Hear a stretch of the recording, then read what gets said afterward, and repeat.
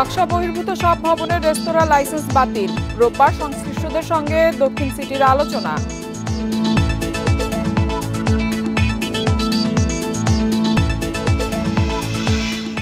সপ্তাহের ব্যবধানে মিনিকেট চালের দাম কমলেও বাড়তি দামেই বিক্রি হচ্ছে অন্যান্য চাল। চড়া মুরগির বাজারও।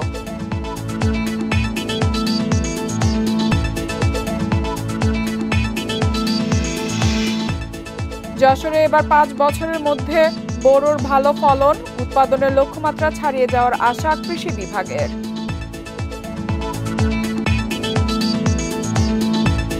বান্ডেল থাকলে প্রতি সেনমানিতে টাকা বাঁচবে। বিকাশ সেনমানি বান্ডেল কিনে জিতুন প্রতি লেনদেনে। সবাইকে আমন্ত্রণ অর্থনীতি সারাদিনে আপনাদের সাথে আছি ইফাতারা। শুনছিলেন শিরোনাম, এবারে জানাবো বিস্তারিত। ঢাকা দক্ষিণ সিটি কর্পোরেশনের ট্রেড লাইসেন্স বাতিলে বিপাকে পড়েছেন রেস্তোরাঁ খাতের উদ্যোক্তারা। তাদের দাবি, আলোচনা ছাড়াই কর্পোরেশনের এমন পরিকল্পনায় পথে বসবেন ব্যবসায়ীরা। সিদ্ধান্ত প্রত্যাহার না হলে হোটেল রেস্তোরাঁ বন্ধের হুঁশিয়ারিও মালিক সমিতির। আলোচনার জন্য রোববার সংশ্লিষ্টদের সঙ্গে বৈঠকে বসছে দক্ষিণ সিটি কর্পোরেশন। ভোজন রসিকদের চাহিদা মেটাতে গত কয়েক বছরে রাজধানীতে বেড়েছে রেস্তোরাঁর সংখ্যা। একই সঙ্গে জনপ্রিয় হয়ে উঠেছে ছাদের উপরে গড়ে ওঠা রুফটপ রেস্টুরেন্ট। কিন্তু ঢাকা দক্ষিণ সিটি কর্পোরেশন এবার কঠোর হচ্ছে নকশা বহির্ভূত রেস্তোরাঁর বিষয়ে। দক্ষিণ সিটি কর্পোরেশনে যেসব ভবনের নকশায় রেস্তোরাঁ নেই, সেই সব ভবনে থাকা রেস্তোরাঁ ট্রেড লাইসেন্স বাতিল করা হয়েছে। সংশ্লিষ্টরা বলছেন, হোটেল ও রেস্তোরাঁ আইন অনুযায়ী ব্যবসা করতে চাইলে সরকারের প্রায় 10 সংস্থার অনুমোদন নিতে হয়। বিধি মেনে ব্যবসা করলেও হঠাৎ লাইসেন্স বাতিলের সিদ্ধান্তে কাজ হারাবে অনেক শ্রমিক। আমাদের সাথে কোনো আলোচনা না করে এই ধরনের সিদ্ধান্ত, এটা একটা আত্মঘাতী সিদ্ধান্ত বলবো বর্তমান এই অন্তর্বর্তী সরকারের। রেস্তোরাঁ মালিক সমিতির দাবি, রাজুকের পাশ করা ভবনের নকশায় রেস্তোরাঁ নেই বললেই চলে। বিগত সরকার জটিলতা নিরসনে টাস্কফোর্স গঠন করেছিল। 2টি বৈঠকের পর সরকারিভাবে তেমন অগ্রগতি হয়নি। সমস্যা সমাধানে দরকার গঠনমূলক উদ্যোগ। কয়েকদিন পর পর রেস্তোরাঁ খাতে যেই দুর্যোগ নেমে আসে সরকারের কাছ থেকে, বিভিন্ন সরকারের কাছ থেকে, এইটা খুবই দুঃখজনক, হতাশাজনক। আমরা তীব্র প্রতিবাদ জানাই। অবিলম্বে সিদ্ধান্ত থেকে বেরিয়ে আসার জন্য অনুরোধ করছি। অন্যথায় আমরা সারা বাংলাদেশে আমরা ধর্মঘটে যাব। দক্ষিণ সিটির তথ্য মতে এ এলাকায় রুফটপ রেস্টুরেন্ট রয়েছে 44টি। নকশাবিহীন সব রেস্তোরাঁর বিষয়ে তদন্তের কথা বলছেন প্রধান নির্বাহী কর্মকর্তা। জানান, আলোচনার সুযোগ রয়েছে। কি প্রক্রিয়ায় কিভাবে এগুলি নিয়েছে সে অনুযায়ী তাদেরকে আমরা জানাবো যে আপনারা এটা যে করেছেন এটা সংশোধন করার ব্যবস্থা। যদি ওনারা এমন হন যে ওনারা যদি রাজুক থেকে অনুমতি নিতে পারেন, তাহলে সেখানে আমাদের কোনো সেনে আমরা তাদেরকে লাইসেন্সটা আবার পুনর্নবায়ন করে দিতে পারি, সমস্যা নেই। বর্তমানে ঢাকা দক্ষিণ সিটি কর্পোরেশন এলাকায় 1026টি রেস্তোরাঁ ট্রেড লাইসেন্স নিয়ে ব্যবসা পরিচালনা করছে। Shahid Ahmed, independent news, Dhaka. সপ্তাহের ব্যবধানে সরু বা মিনিকেট চালের দাম কিছুটা কমলেও স্বস্তি নেই সবজি ও মুরগির দামে। 60 টাকার নিচে মিলছে না কোনো সবজি। সব ধরনের মুরগির দাম কেজিতে বেড়েছে 20 থেকে 30 টাকা। কোরবানির ঈদকে সামনে রেখে কিছুটা বেড়েছে এলাচের দামও। বাড়তি দামের কারণ হিসেবে বাজার তদারকির অভাবকেই দায়ী করলেন ক্রেতারা। বাজারে এসেছে বড় মৌসুমের নতুন চাল। খুচরা পর্যায়ে কেজিতে 5 থেকে 8 টাকা কমেছে মিনিকেট চালের দাম। মানভেদে বিক্রি হচ্ছে 85 থেকে 92 টাকায়। তবে নাজির শাল, বিড়ি 28, বিড়ি 29 ও স্বর্ণা চাল আগের দামেই আছে। এক সপ্তাহ 10 দিন যাবত হচ্ছে চিকন চালের দামটা একটু রিজনেবল প্রাইসের মধ্যে আসলে, মানে 4-5 টাকা কেজিতে কমলেও কিন্তু মোটা চালের দামটা এখনো কমতেছে না। বাজারে আপনার ধীরে ধীরে নতুন ধান আসছে, তো আপনার ধীরে কিছু নতুন চাউল আসছে, এই জন্য মিনিকেট দামটা একটু কম। বাজারে পর্যাপ্ত সরবরাহ থাকলেও 60 টাকার নিচে মিলছে না কোনো সবজি। বরবটি, পেঁপে, কাঁকরোল, ঝিঙ্গে ও লতি বিক্রি হচ্ছে 100 থেকে 120 টাকায়। ঢেঁড়স, করলা, চিচিঙ্গা, বেগুন, লাউ বিক্রি হচ্ছে 60 থেকে 80 টাকায়। কেজিতে 10 টাকা বেড়ে প্রতি কেজি মরিচ বিক্রি হচ্ছে 90 টাকায়। দাম বাড়ার কারণ হিসেবে বিক্রেতাদের নানা অজুহাত থাকলেও তদারকি ও সিন্ডিকেটকেই দায়ী করছেন ক্রেতারা। তদারকি দরকার, কিন্তু তদারকি করে, কিন্তু তাদের কাজ হয় না। তো ভুক্ত অধিকার নামে কিন্তু তাদের কোনো কাজ হয় না, একটু পরে যা তাই আবার।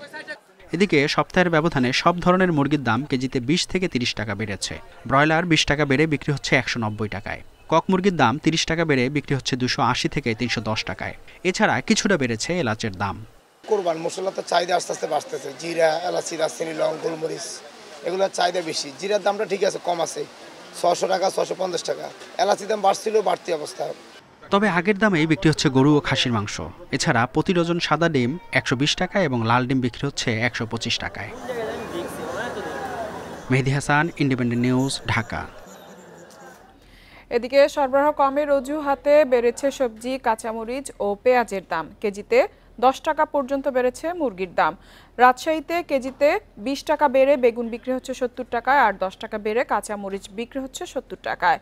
সোনালী মুরগি বিক্রি হচ্ছে 260 টাকা কেজিতে। বগুড়ার শাকসবজি, ডিমের দামও বাড়তি। সপ্তাহের ব্যবধানে সবজির দাম বেড়েছে 20 টাকা পর্যন্ত। বরিশালের বাজারে 60 টাকার নিচে মিলছে না কোনো সবজি। ব্রয়লার মুরগির দাম বেড়েছে কেজিতে 10 টাকা। চট্টগ্রাম, সিলেট, খুলনায় সব ধরনের সবজির দাম বেড়েছে মাংসের দামও।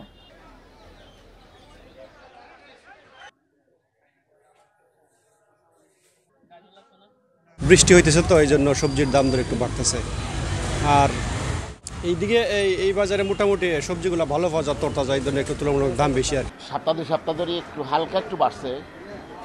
মধ্যে দিয়ে আপনার ডজন 115 টাকাও ছিল, 115 টাকা 10 টাকা, মানে 120 টাকার মধ্যে আছে। যশোরে বোরো ধানের বাম্পার ফলন হয়েছে। 5 বছরের মধ্যে সবচেয়ে ভালো ফলন হয়েছে এবার। ফলন ভালো হয় খুশি কৃষক। লক্ষ্যমাত্রা থেকেও 52,000 টন চাল বেশি উৎপাদন হওয়ার আশা করছে কৃষি বিভাগ। 2020-21 মৌসুমে যশোরে 1,57,500 হেক্টর জমিতে বোরো ধানের আবাদ হয়, আর উৎপাদন হয় 6,83,500 মেট্রিক টন চাল। পরের টানা 4 বছর উৎপাদন নিম্নমুখী থাকায় অনেকেই ধান চাষ করেননি। তবে চলতি মৌসুমে 450 হেক্টর জমিতে কম আবাদ করেও 7,36,436 মেট্রিক টন চাল উৎপাদনের আশা করা হচ্ছে। কৃষকরা বলছেন রোগবালাই কম হয় বিঘা প্রতি 3 থেকে 4 মণ পর্যন্ত বেশি উৎপাদন হয়েছে। বিঘে ভুই আপনার 20-30 মণ করে ধান হচ্ছে, বুঝতে পেরেছেন ভাই। এই গত কয়েক বছরের ভিতরে এইরকম ধান হয়নি। এই মৌসুমে অন্য বছরের থেকে এ বছরের ধান আমাদের খুব ভালো ধান হয়েছে। এবার যে ধান হয়েছে তাতে 28 মণ 30 মণ ধান ইনশাল্লাহ আমরা পাচ্ছি। আশা করি ভালোই দেখা যাচ্ছে। আমাদের বিঘা প্রতি 16,000 টাকা খরচ আছে। কৃষি বিভাগ জানায় আবহাওয়ার পাশাপাশি নতুন জাত ও প্রযুক্তি ব্যবহার করায় ধানের উৎপাদন ভালো হয়। এবারের আবহাওয়াটা ছিল একেবারেই আমাদের চাষাবাদের অনুকূলে, বোরো চাষের অনুকূলে। কারণ কোনো প্রাকৃতিক দুর্যোগ এবং কোনো ধরনের রোগ পোকামাকড় আমরা এবার আসতে দিনে আমাদের মাঠ পর্যায়ে সার্বক্ষণিক আমাদের মনিটরিং ব্যবস্থা ছিল এবং কৃষকদেরকে আমরা নির্বিঘ্নে বোরো চাষের জন্যে আমরা একদম ডোর টু ডোর আমরা কৃষকদের সেবা দিয়ে যাচ্ছি। ধান চালের সিন্ডিকেট নিয়ন্ত্রণ করতে পারলে এবার কৃষকের পাশাপাশি ভোক্তারাও উপকৃত হবেন বলছে সচেতন মহল। Independent news. দর্শক, আপনাদেরকে আগেই জানিয়েছিলাম ঢাকা দক্ষিণ সিটি কর্পোরেশনের নকশা বহির্ভূত যেসব ভবনে রেস্তোরাঁ রয়েছে সেসব রেস্তোরাঁর ট্রেড লাইসেন্স বাতিল করেছে সিটি কর্পোরেশন। তো এই বিষয় নিয়ে আরো বিস্তারিত আলোচনা করতে আমাদের সঙ্গে যুক্ত হয়েছেন রেস্তোরাঁ মালিক সমিতির উপদেষ্টা খন্দকার রুহুল আমিন।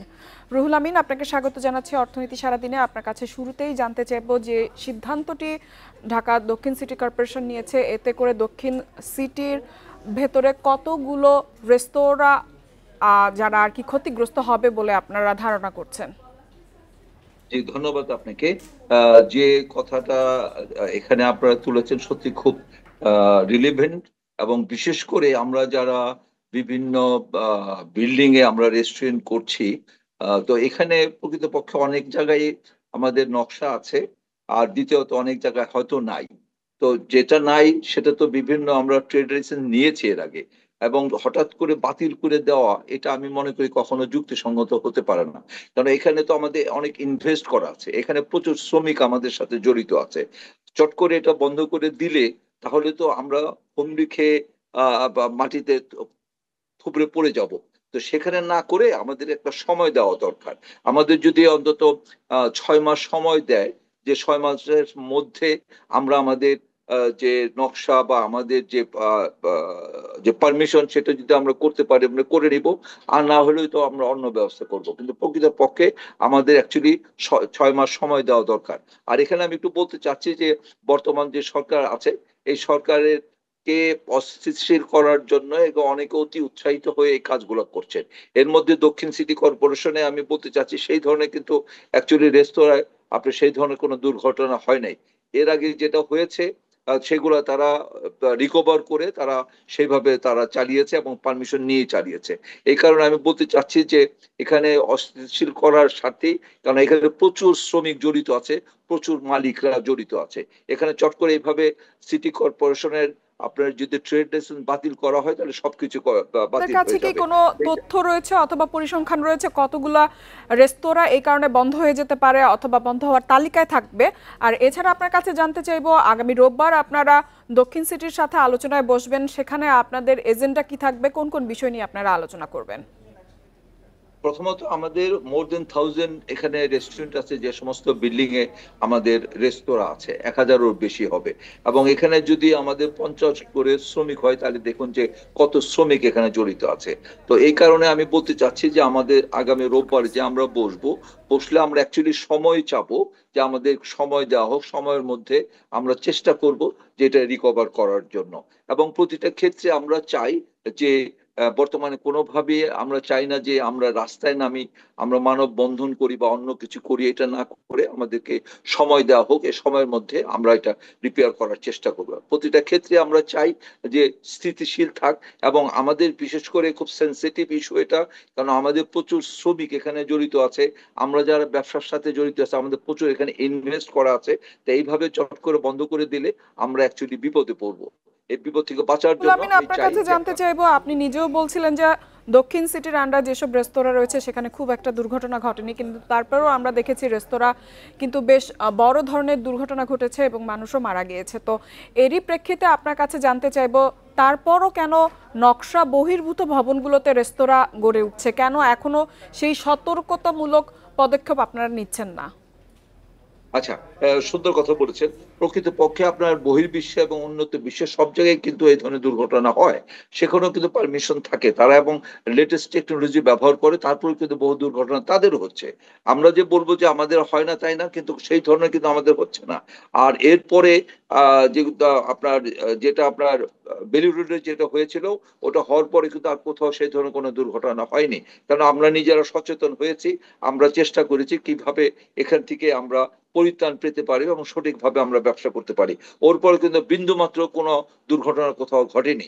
তো এই কারণে আমি বলতে চাচ্ছি, আমি এনশিওর দিতে চাচ্ছি, যেহেতু বাংলাদেশ রেস্টুরেন্ট ওনার্স অ্যাসোসিয়েশনের চিফ অ্যাডভাইজার হিসাবে, এবং আমাদের এখানে যে স্ট্রং একটা আমাদের যে অ্যাসোসিয়েশন আছে এবং আমাদের বোর্ড মেম্বাররা আছে, সম্মিলিতভাবে আমরা এটাকে চাই যে আমরা নিজেরাই রিপেয়ার করে, মানে যদি আমাদের ভুল ত্রুটি থাকে সেগুলোকে আমরা শুধরাই আমরা সুন্দর ব্যবসা পরিচালিত করতে চাচ্ছি, এবং আমরা এনশিওর করতে চাচ্ছি যে এই ধরনের দুর্ঘটনা না হওয়ার সম্ভাবনাই বেশি, কারণ এখন প্রচুর সচেতন হয়ে আমরা কাজ করছি। আমরাও আশা করব আপনারা আপনাদের প্রয়োজনীয় যে ধরনের ব্যবস্থা গ্রহণ করা দরকার সেগুলো গ্রহণ করবেন। রুহুল আমিন, আমাদের সঙ্গে যোগ দেওয়ার জন্য আপনাকে অসংখ্য ধন্যবাদ। চলে যাচ্ছি পরবর্তী সংবাদে। রাজধানীর হাতির ঝিলে দিনব্যাপী শিশুদের নিয়ে অ্যাক্টিভ প্লাস বাংলাদেশের আয়োজনে অ্যাক্টিভ কিডস ফান ফেস্ট অনুষ্ঠিত হয়েছে। শিশুদের এই ইভেন্ট হাইজিন পার্টনার হিসেবে কাজ করে ডেটল। দিনব্যাপী এই আয়োজনে প্রায় ১৫০০ শিশু অংশ নেয়। এ সময় দৌড় প্রতিযোগিতা সহ বিভিন্ন রাইড উপভোগ করে শিশুরা। চিত্রাঙ্কন, ম্যাজিক ও পাপেট শো সহ অনুষ্ঠানে অনেক মজার আয়োজনও ছিল। অনুষ্ঠানে হ্যান্ড হাইজিন, টয়লেট হাইজিন ও সার্বিক হাইজিন ব্যবস্থাপনায় কাজ করে ডেটল। এ সময় ডেটলের উদ্যোগে রেকিটের finance director Aritra Banerjee, senior marketing manager Salauddin Ahmed সহ অনেকেই হাতিরঝিল এলাকায় পরিচ্ছন্নতা অভিযানে অংশ নেন। অভিযান শেষে ডেটল পরিবারের পক্ষ থেকে সকলকে দেশ পরিচ্ছন্ন রাখার আহ্বান জানানো হয়। ফরিদপুরে এবার বাম্পার ফলন হয়েছে পেঁয়াজ বীজের। এই বীজকে কালো সোনা বলে এই অঞ্চলের মানুষ। সেই বীজ উৎপাদনে ক্ষেত থেকে ঘোড়ায় তোলার কাজে ব্যস্ত সময় পার করছেন চাষিরা। চলতি মৌসুমে অন্তত ৫০০ কোটি টাকা বাণিজ্যের আশা কৃষি বিভাগের। ফরিদপুরের বিস্তীর্ণ মাঠে পেঁয়াজের সাদা ফুল পেকে এখন ধূসর রূপ নিয়েছে। ফলনও হয়েছে বেশ। পেঁয়াজের বীজের দামও ভালো, তাই স্থানীয়ভাবে এর নাম দিয়েছে কালো সোনা। পেঁয়াজের বীজ উৎপাদনের শীর্ষস্থানে রয়েছে এ জেলা। নভেম্বর-ডিসেম্বরে আবাদ শুরু হয়ে পরিচর্যার পর এখন ফসল ঘরে তোলার পালা। এই সময়টাই এই বীজ সংগ্রহের কাজে ব্যস্ত সময় পার করছে কৃষক এবং এই কাজের সঙ্গে সম্পৃক্ত দিনমজুররা। এবছর আবহাওয়া অনুকূলে থাকায় ফলন বেশ ভালো হয়েছে দাবি চাষিদের। লেবার কাস্টিং মাস্টিং দিয়ে মোটামুটি তাতে আল্লাহ দিলি মনে করেন আমরা খুশি আছি যে মনে করেন আমাদের ফলন খুবই ভালো হয়েছে। এই দানার ভিতরে কালো কালো যে দানা আছে এই দানাটা বিক্রি অনেক দাম, সেজন্য আমরা এই দানাটা লাগাই। বীজ উৎপাদন করে এলাকার চাষিদের এখন আর্থিক সচ্ছলতা ফিরেছে, হচ্ছেন স্বাবলম্বীও। দানা ক্ষেত করে সবাই লাভবান হয়, এই কারণে এই দানা ক্ষেতটা খুব আগ্রহ করে। আমাদের এই বীজ সারা দেশে আসা যাওয়া করে এবং বিভিন্ন দেশ থেকে আমাদের এলাকায় দানা নেওয়ার জন্য আসে। কৃষি বিভাগ বলছে গুণগত মান এবং জাত ভালো হওয়ায় এই বীজ জেলার চাহিদা মিটিয়ে আরও 35টি জেলার চাহিদা পূরণ করছে। আমাদের ফরিদপুর থেকে যারা পেঁয়াজ বীজ ক্রয় করে তারা কখনো প্রতারিত হন না। আমরা আশাবাদী যে আগামী দিনগুলো যদি একটু আবহাওয়া ভালো থাকে, কৃষকরা খুব ভালোভাবে তাদের পেঁয়াজের বীজ ঘরে তুলতে পারবে। জেলায় এবছর পেঁয়াজের বীজ আবাদ হয়েছে 1854 হেক্টর জমিতে, যার বাজার মূল্য প্রায় 500 কোটি টাকা। আর বীজের উৎপাদন লক্ষ্যমাত্রা নির্ধারণ করা হয়েছে 964 মেট্রিক টন, যা গত মৌসুমে ছিল 946 মেট্রিক টন। Independent news. আর এই ছিল অর্থনীতি সারাদিনের আজকের আয়োজনে। ইন্ডিপেন্ডেন্ট টেলিভিশনের সব খবর আরও জানতে চোখ রাখুন ফেসবুক, ইউটিউব এবং এক্সে। আমন্ত্রণ আমাদের পরবর্তী সংবাদে।